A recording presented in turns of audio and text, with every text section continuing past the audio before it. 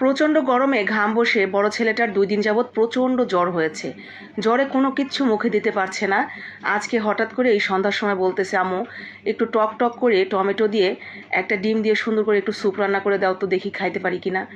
আলহামদুলিল্লাহ, এই কথা শুনে আমি 1 সেকেন্ডও দেরি করিনি। যেই ছেলে 2 দিন যাবৎ খায় না, চট করে রান্নাঘরে চলে আসছি। আমি স্যুপটা রান্না করে দিব, তবেই ও খাবে। তো আমি 2 দিন যাবতই শুধু ওকে চেষ্টা করছিলাম যে ও কী খায়। ওষুধটা পর্যন্ত খেতে পারছিল না, এত জ্বর ছিল। আসলে জ্বর হলে এরকমই লাগে যে কোনো কিছুই মুখে ভালো লাগে না, যেটাই মুখে দিক তিতা তিতা লাগে। তো স্যুপটা কীভাবে রান্না করলাম, যদি আপনার বাসায় এই মুহূর্তে জ্বরের রুগী, সর্দি কাশি এই ধরনের রুগী থাকে, অথবা মুখে রুচি নাই, খেতে পারছে না, তাদেরকে কিন্তু দিতে পারেন এই স্যুপটা। অনেক মজার একটা স্যুপ হয় আর খেতেও ভালো লাগে। রসুন আর আদাটা তেলের উপরে প্রথমেই দিয়ে একটু নাড়াচাড়া করে যখন ফ্লেভারটা ছড়িয়ে যাবে তখন একটু পেঁয়াজ কুচি করে দিবেন। এরপরে টমেটো দিয়েছি আমি এখানে 2টা দেশি টমেটোগুলো। তো 2টা টমেটো সুন্দর করে তেলের উপরে দিয়ে কিছুক্ষণ রেখে দিব একটু নরম হওয়ার জন্য। নরম হয়ে গেলে একটা চামচ অথবা একটা স্প্যাচুলা দিয়ে এইভাবে টমেটোটা একটু হালকা গলিয়ে দিব, এতে করে টমেটোর টেস্ট বেরোবে, খেতে ভালো লাগবে। আর টমেটো দিলে এক্সট্রা করে আর টমেটোর সসটা দেওয়ার দরকার নেই, শুধুমাত্র সয়া সস দিব।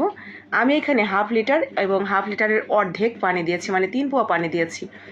এরপরে দিয়ে দিলাম স্বাদ মতো লবণ আর একটু সয়া সস দেখলেন। এরপরে বলক উঠে গেলে আমি এখানে দিয়ে দিব একটা ডিম। তো একটা ডিম জাস্ট আমি এমনিতেই নর্মাল ফেটিয়ে নিয়েছি। তো ফেটানো ডিমটা এইভাবে একটু পানির ভিতরে ঘুরান মতো একটা সৃষ্টি করে এরপরে দিয়ে দিলে ডিমগুলো একটু লম্বা লম্বা হয়, দেখতে ভালো লাগে, খেতেও ভালো লাগে। ডিমটা দিয়ে দেওয়ার পর আমি এখানে ছোট চামচের 2 চামচ ভরে ভরে কর্নফ্লাওয়ার নিয়েছি। তো কর্নফ্লাওয়ারটা অল্প অল্প করে একটু একটু করে দিব, আমি নর্মাল পানি দিয়ে গুলিয়ে নিয়েছিলাম। আর দেখবো যে ঘনত্বটা কেমন হয়েছে। তো আমার বড় ছেলেটা আবার স্যুপ একটু ঘন খেতেই বেশি পছন্দ করে, যার কারণে কিন্তু একদম ফুল 2 চামচ কর্নফ্লাওয়ার আমার এখানে লেগে গেছে, একটু বাঁচেনি। তো ঠিক এই পর্যায়ে আমি কিছু কাঁচামরিচ দিলাম ঝালের জন্য, আর সামান্য একটু ধনিয়া পাতা দিব। ব্যাস, আমার স্যুপ রান্নাটা রেডি। এখন শুধু লবণ দেখে নামিয়ে নিলেই গরম গরম সুন্দর করে খেয়ে নিতে পারবে।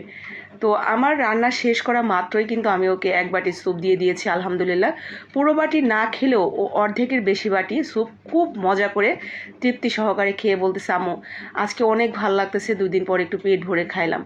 আমার যে কি শান্তি লাগছে এই কথাটা শুনে, এটা মনে হয় প্রত্যেকটা মায়েদেরই, কারণ বাচ্চারা খেলে অনেক ভালো লাগে। আর দেখতেই হয়তো বুঝতে পারছেন যে আসলে এটা কতটা পারফেক্ট হয়েছে, আর আলহামদুলিল্লাহ অনেক মজাও হয়েছিল। তো যাই হোক, যাদের এরকম ধরনের স্যুপ খেতে পছন্দ তারা রান্না করে নেবেন।